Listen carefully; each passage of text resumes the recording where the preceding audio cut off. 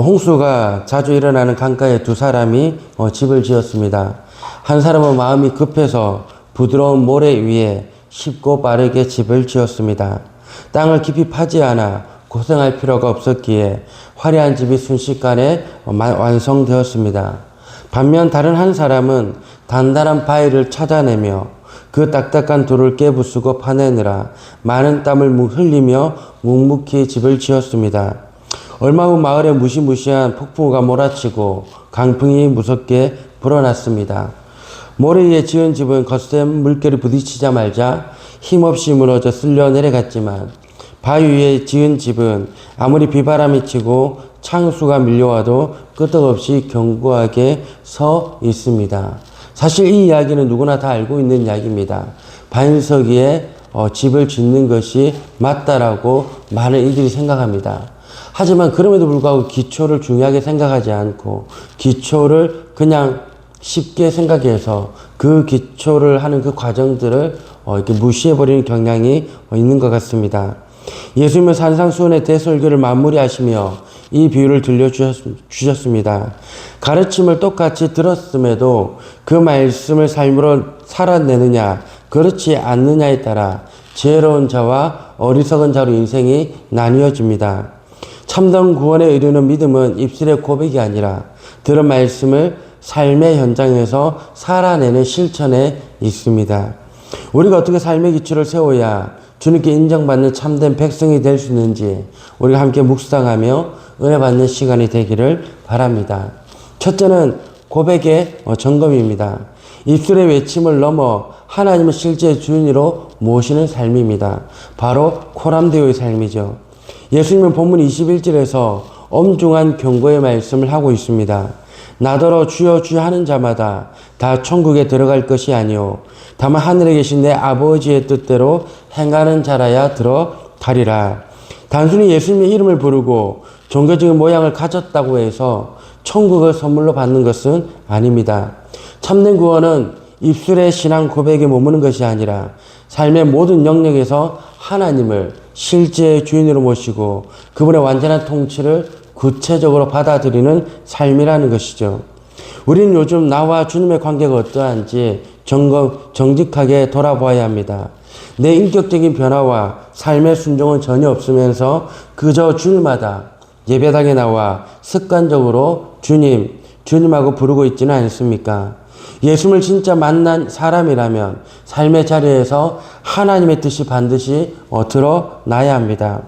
이슬만의 신앙 고백을 멈추고 삶의 모든 자리에서 하나님의 뜻을 최고의 기준으로 삼아 순종함으로 천국을 소유한 자임을 증명해 나가는 귀하고 복된 성도가 되시기를 진심으로 소망드립니다.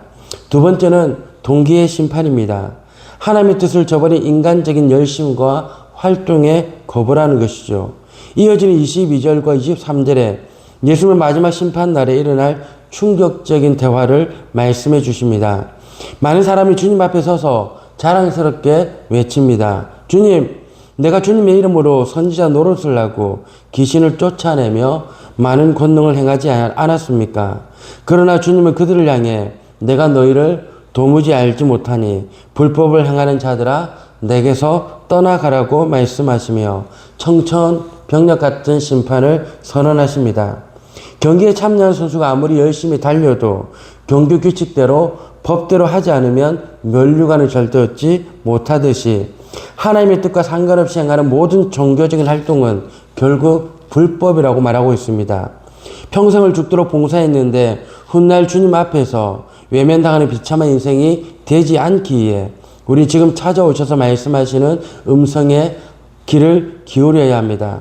사람들의 박수갈채와 눈에 보이는 업적보다 지금 내게 찾아오셔서 밝히 말씀하시는 하나님의 음성에 먼저 귀를 기울이고 오직 순전한 동기로 하나님의 뜻을 행하는 그런 거룩한 제자가 되시길 바랍니다. 그리고 세 번째는 기초의 확립입니다. 예수님의 권세 있는 말씀 위에 인생을 견고히 세우는 삶을 말하고 있습니다. 마지막 28절과 29절에 예수님의 말씀을 마치시자 무리들이 그 가르치심에 크게 놀라며 완전히 압도당합니다. 왜냐하면 예수님의 말씀에는 당시 서기관들의 도덕적, 윤리적 훈계와 달리 하나님의 아들로서 선포하시는 위대한 신적 권위와 권세가 있었기 때문입니다. 무리들은 지금까지 들어온 종교적 범위를 완전히 뛰어넘어 더 나은 의, 즉 하나님 아버지의 뜻을 온전히 삶으로 실천해내야 한다는 강력한 요구 앞에 직면했습니다. 이 권세 있는 가르침을 들은 자들에게 주어지는 선택지는 딱 하나입니다. 말씀을 듣고 행하여 그 집을 반석 위에 지은 지혜로운 사람이 될 것인가? 아니면 행하지 않아 모래 위에 집을 지은 어리석은 사람이 될 것인가의 문제입니다.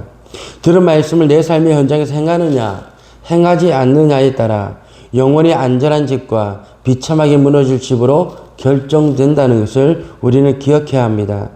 날마다 선포되는 예수님의 말씀 위에 내 가치관과 인생의 계획을 단단히 세워나갈 때 세상의 그 어떤 시련과 유혹의 폭풍과 밀려와도 영원히 무너지지 않는 천국을 얻게 될 줄 믿습니다.